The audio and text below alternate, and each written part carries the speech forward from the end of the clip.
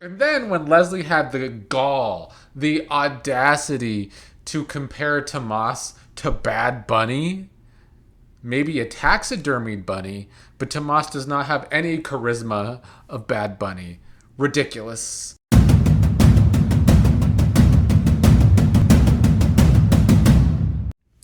Hello, everybody! Here to give a quick review of today's Monday episode of Beyond the Gates.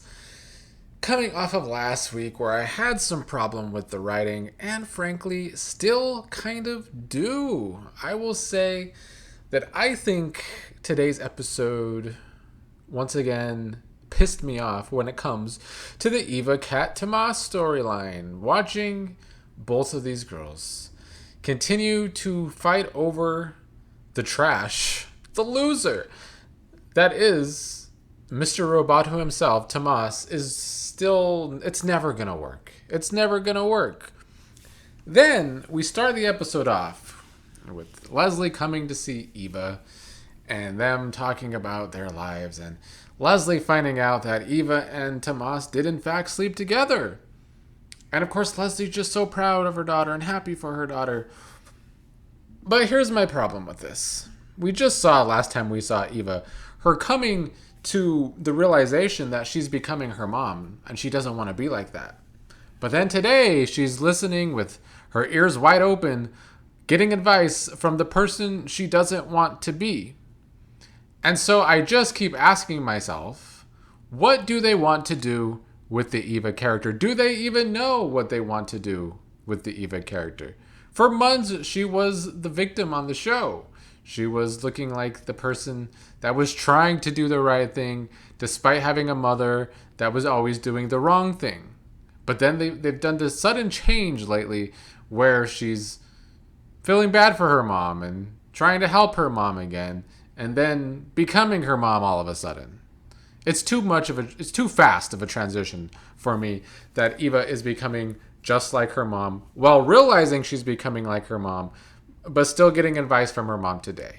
Didn't love that. Even if some of Leslie's statements were true. Like, I agreed when Leslie said that Tomas and Ted are two peas in a pod because they are both very dumb characters, but also because they do think that they want Dupree's for status when they might really need women like Leslie and Eva, although I don't think Tomas needs a woman like Eva. I think Tomas needs some WD-40 to fix up the robot kinks that are going on with him. He looked awful today, I thought. For all the people that say they're okay with Tomas because they like to look at him. Looking at you, Ray, if you're in the comments today at some point, I thought Tomas was looking every day of his age today, not looking like a prize that Eva and Kat should be fighting over.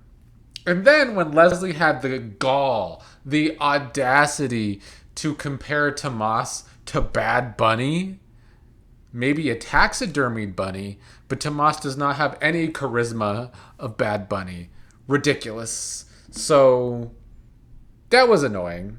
Eva seeming to still want to go down the path of being like her mom, despite last episode not wanting to be like her mom. Okay. Then we have Chelsea going to Tomas, well, really just looking for her father, but running into Tomas. And Chelsea telling Tomas that Kat still loves him. Why would Chelsea say this? For someone that's supposed to be Kat's best friend with her cousin Kat, they're supposed to be best friends. I thought Chelsea mentioning this to Tomas was a really terrible thing for a best friend to want to say. So Chelsea was lame to say that because now Tomas is already going to feel like he still has a real shot with Kat without putting in any work, despite by the end Chelsea warning Tomas that he needs to be the one to fix things with Kat. But is he going to do that? I don't think Chelsea's threats are going to scare Tomas to want to not be a loser, a fuckboy, whatever we're going to call him. So that was annoying. So basically what we're still going to have Kat and Eva looking like dumbasses fighting over a loser, which just makes Eva and Kat both losers. And I just still contend, as someone that really likes soaps, but really wants soaps to be at their best, which they haven't been in a very long time, But a part of the reason why, one of the main things that soap operas do that hurt themselves is they make viable characters with great actresses or actors. They take them and they ruin them. And I feel like that is what they're doing with Kat and Eva. Both of these characters will continue to come out of this storyline looking really, really terrible. There's no winners in this triangle. What is the point of the triangle? I would really love to understand what the point of the triangle is. Is the triangle to make Kat an insufferable dumbass that's obsessed with Eva?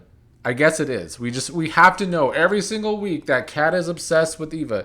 Today again, she's talking to her mom, telling Nicole about the situation with Tomas sleeping with Eva of all people. And while Nicole is trying to tell Kat that she's disgusted with Tomas, of course Kat has to say, and Eva. And well, I get that Kat feels some kind of way because she was kind of right about Eva from the start, that Eva and Leslie were trying to ruin something with the family, and they did end up ruining Ted and Nicole's marriage. Well, Kat was right about that. She still has had it out for Eva from day one. Whether it's the classism, whether it's, I don't know exactly what it all is, but the classism plays a big part of it. Either way, apparently we have to be reminded every single week, if not multiple episodes a week, that Kat is obsessed with Eva. So maybe that's the point of this whole story, to make Kat more and more obsessed with Eva. I don't know.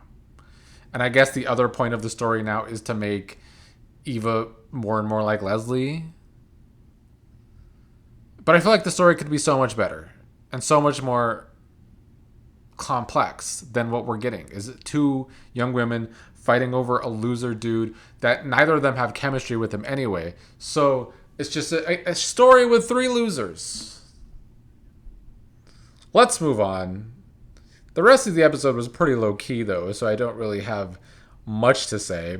We had Vernon and Anita talking about many different situations.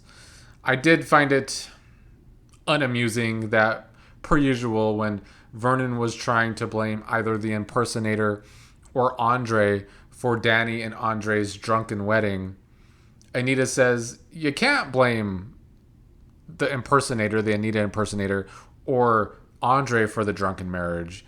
It's Bill's fault.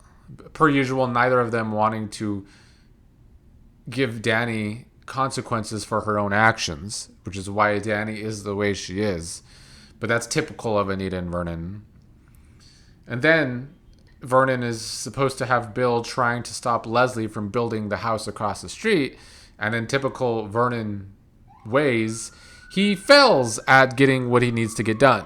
Anytime Vernon tries to help a situation lately, it doesn't seem to work out. So Vernon's not batting very well at fixing problems. But neither is the fixer, Bill. Bill's supposed to once again fix a situation, and he's struggling to do that. He did eventually fix the Kenny problem, I suppose, with a lot of help from Joey. But for the nickname the Fixer, he's not doing so well on cases. I think that's this is Pro Wrestling 101 for me. If you're going to call a character a nickname, then they need to actually do well with that nickname. If you're going to call him the Fixer, then Bill should be shown to be a lot better at being the Fixer. Because then if not, then we lose faith that that character is actually what you're telling us that he is. So I guess I have more concerns with the writing. I don't know. This is another concern here. I'm fine with Leslie moving the house across the street. I feel like that brings some good scenes to come between Leslie and Anita, Vernon, whether it's played for comedy like today was with her bringing them a fruitcake, or for future drama. I feel like it does add to the situation. But between Leslie's insurmountable amount of money that she has apparently, and with Vernon losing a lot lately, which it's funny because at the beginning of the show I was complaining that it seems like the Duprees are always going to win. But lately they're racking up L's, so I don't know. I feel like the writing is uneven where Leslie's always one step ahead.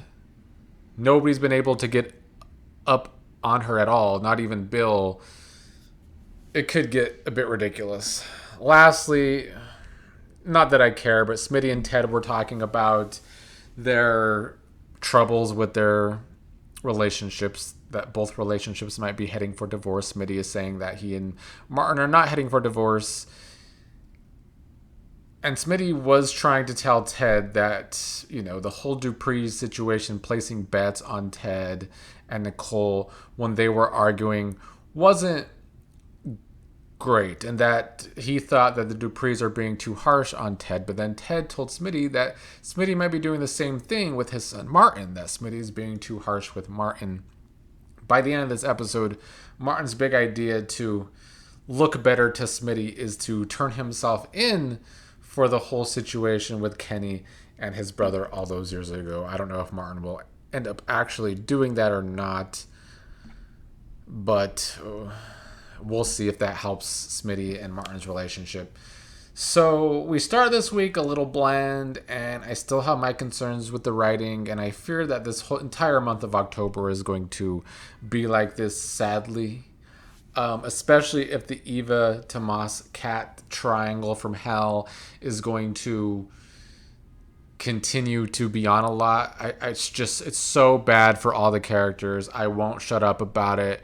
It's not a good storyline. It's just every character will come out of this storyline really big losers, and I don't know how that's good for young characters with the best actresses on the show. It really pains me. They really need to put better men with Eva and Kat. But I've been a broken record saying that for what feels like almost the beginning of the show. The character of Tomas is a failure. The actor that plays him, Alex, is a failure. And frankly, for the people that say they're okay with Tomas's bad acting or lack thereof acting because he looks good, well, he looked terrible today, so don't know what to tell you.